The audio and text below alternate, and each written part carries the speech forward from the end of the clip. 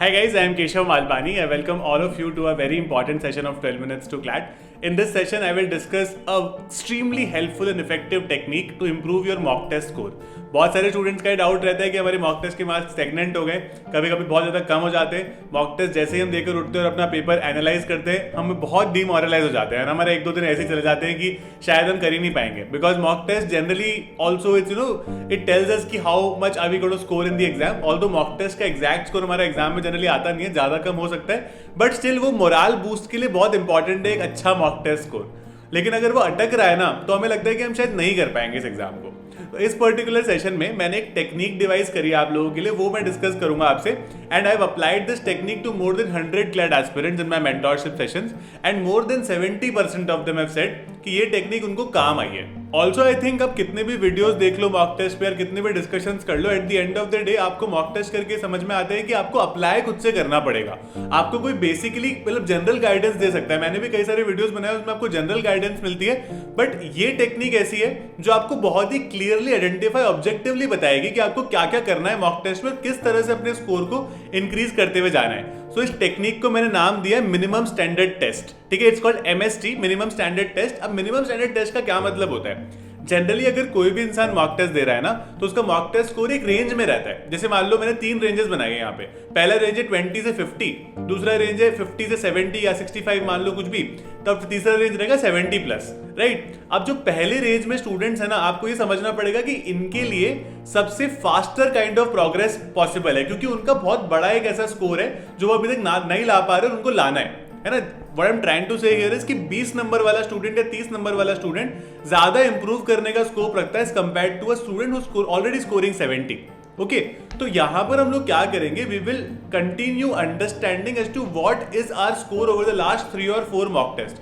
आपको लगता है कि मेरा स्कोर हमेशा 30-35 के बीच में रहता है, तो आप फर्स्ट कैटेगरी में फॉल करते हो। आपको ये भी देखना है कि आपका पर सेक्शन कितना स्कोर आता है ना। उसमें भी हमें समझ में आता है कि हमें कौन सा सेक्शन आता है, कौन सा नहीं आता है। A very effective thing to understand is हम इसके लिए कोई भी सेक्शन छोड़ नहीं सकते, और ये टेक्निक सिर्फ उन्हीं लोगों को काम आएगी जो हफ्ते में 2 टेस्ट करने को तैयार है। अगर आप नहीं करने को तैयार हो तो ये वीडियो आपके लिए नहीं है। It is only for those people who are willing to work hard and put in that kind of effort for the exam. तो अब आपका जितना भी स्कोर आता है ना, हम उसको अपना मिनिमम स्टैंडर्ड मान के चलेंगे, क्योंकि वो एक स्टैंडर्ड है जो हम बार बार रीच कर रहे हैं, राइट। मान लो आपका 30-35 इज योर स्टैंडर्ड, तो 35 को मैं आपका स्टैंडर्ड मान के चलता हूँ, है ना, जिसमें रफली स्पीकिंग आपके 7-7 नंबर सारे सेक्शन में आ जाते हैं, तो आप 35 तक पहुंच जाते हो। तो हम लोग एक फुल मॉक का मिनिमम स्टैंडर्ड निकालेंगे और एक सारे सेक्शंस का मिनिमम स्टैंडर्ड निकालेंगे, और हमें पता चल जाएगा कि अच्छा this is the minimum marks that we get in generally in our mocks in each section and in full mocks also. जो लोग फर्स्ट कैटेगरी में फॉल करते हैं, जिनका 20 से 50 का स्कोर है, they will have to improve by 15 to 20% every month. अब हर मंथ में अगर आप हफ्ते के 2 टेस्ट दे रहे हो तो 8 से 9 मॉक टेस्ट दोगे, राइट। तो जो 35 वाला इंसान है, इसको अगर 15% इंप्रूव करना है या मान लो 10% भी इंप्रूव करना है, तो रफली स्पीकिंग ये 40 to 43 के आसपास चला जाएगा 15% में। फिर नेक्स्ट मंथ में हम लोग क्या करेंगे, वो जो हमारा मिनिमम स्टैंडर्ड नया बनेगा ना, उसको और 10-15% आगे बढ़ाएंगे। तो अब यहां पर मैं आपको बताता हूँ क्लैट एस्पिरेंट का सबसे बड़ा प्रॉब्लम क्या होता है, that they are not able to understand कि कितना बढ़ाएं। क्योंकि हमें लगता है कि भाई एक इंसान तो 70 ला रहे हैं, हमारे 30 ही आ रहे हैं, तो हमारे भी जल्दी से 70 आ जाए, ऐसा तो हो ही नहीं सकता, राइट। एकदम से 70 नहीं आते। तो हम ना स्टेप बाय स्टेप चलेंगे, बिल्कुल भी डिसहार्टन नहीं होंगे। एक आध मॉक टेस्ट में आप नीचे भी गिरोगे, फिर हम धीरे धीरे अपना मिनिमम स्टैंडर्ड बढ़ाएंगे।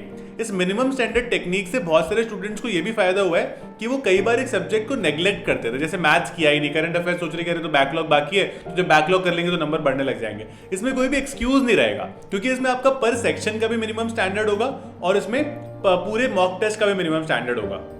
तो जो 20 से 50 वाले लोग हैं, वो पर्टिकुलरली लास्ट के 4-5 महीने में हर महीने 15% इंप्रूव करने चाहिए कंपाउंडेडली। मतलब 35 के बाद अगर आपके 42 आ गए हैं या फिर आपके 40 आ गए हैं 35 के बाद में, तो 40 के ऊपर फिर आपको 15% करना है, राइट। उसके बाद में मान लो आपके 45 के आसपास आ गए, तो आपको उस पे से 15% इंप्रूव करना है। तो जो फर्स्ट कैटेगरी के स्टूडेंट्स है वो करीब 15% इंप्रूव करेंगे। Then we move on to the second category which is 50 to 70 वाला कैटेगरी। अगर आप 50 से 70 वाली कैटेगरी में फॉल करते हो, you will have to improve by 10% every month on month. जैसे मान लो आपके 50 आते हैं, अगले मंथ 55 आने चाहिए, ठीक है 55 तक मतलब आप क्रॉस हो जाने चाहिए। और इसमें देखो कितना आसान सा चीज है, आपको हर मॉक टेस्ट में एक नंबर भी नहीं बढ़ाना ऑन एवरेज। अगर आप 8 से 9 मॉक टेस्ट दे रहे हो एक महीने में, तो आपको हर मॉक टेस्ट में आधा नंबर भी बढ़ेगा, तो आप 50 से 55 पहुंच जाओगे, राइट। तो इसलिए धीरे धीरे इसको आगे बढ़ाओ, ऐसे अपना एक टारगेट सा सेट करो, ताकि आप एक मिनिमम स्टैंडर्ड अपने लिए बना लो कि इस स्टैंडर्ड से नीचे मैं गिरूंगा ही नहीं, या गिरूंगी ही नहीं, चाहे कुछ भी हो जाए, पेपर कितना भी डिफिकल्ट आ जाए। Moving on to the last category, if you belong to somebody who's already scoring a 70 out of 120, then obviously you can start working on that कि आप 5 से 8% अपना स्कोर हर मॉक टेस्ट में बढ़ाओगे कंपाउंडेडली।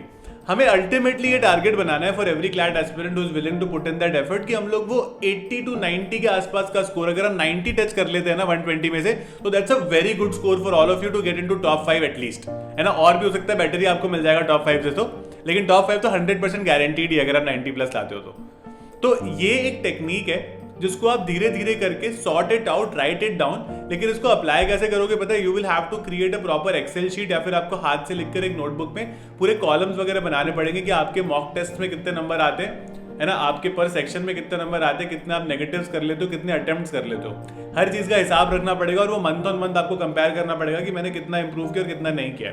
हमेशा ऐसे नहीं होगा कि आप मंथ ऑन मंथ इंप्रूव ही करते जाओ, ऐसे थोड़ी होता है कि अब एक टेक्निक आ गई तो इंप्रूव ही कर लेंगे। लेकिन आपको फिर ये समझ में आना चाहिए कि मेरे पर्टिकुलर सेक्शन में क्यों मार्क्स स्टैग्नेंट हो रहे हैं। वो चीजें अपने मेंटोर से पूछो, है ना। उसमें 12 मिनट्स टू क्लैट के आप वीडियोस भी देख सकते हो, मेरे से पूछ भी सकते हो। जनरली आपको पता है take mentorship sessions also, you can book a mentorship session with me and we can discuss that with you. तो एक बार हमें अपनी प्रॉब्लम आइडेंटिफाई होती है तो डिस्कस करना आसान होता है, रादर देन एकदम हेवायर हो जाना कि पता ही नहीं क्या कर रहे हैं क्या नहीं कर रहे हैं। So this technique will definitely give you a very clear objective target in front of you. Now it is up to you to do it really properly. इस टेक्निक के साथ साथ ऑब्वियसली आई थिंक इंपॉर्टेंट है mock test से पहले या mock test के साथ साथ इनफैक्ट कि हम कुछ सेक्शंस भी करें, हम कुछ कॉन्सेप्ट्स भी करें, प्रैक्टिस भी करें। Current affairs is a very important aspect of it. तो you can definitely attend my classes on Unacademy. I have been taking a lot of classes, I think you guys would know about it. So you can come to those classes and take a class on current affairs every day from Monday to Friday at 5 PM and one at 9:15 PM, जिसमें अलग अलग topics होते हैं। कुछ revision भी मैं करवा रहा हूँ क्योंकि बहुत लोगों का बैकलॉग भी है। हम लोग इसमें क्विजेस भी करते हैं every single day. So this is going to help you sufficiently in your preparation. So do consider coming. You can use my code Malpani and get maximum discount on Unacademy also. तो इस technique को please apply करना, कोशिश करो apply करने की, ठीक है। कंफ्यूज मत होना। अगर आप इस टेक्निक को समझने में कंफ्यूज हो गए, इस वीडियो को वापस देख सकते हो। And I'll be very happy to discuss everything. If you've not understood, mention that in the comment box. Okay, I'll be happy to answer it for you. So that is it about this session. If you like my sessions, please subscribe to this channel, press the bell icon, and don't miss any updates from us. Keep liking us and keep following us like this. Thank you so much, guys.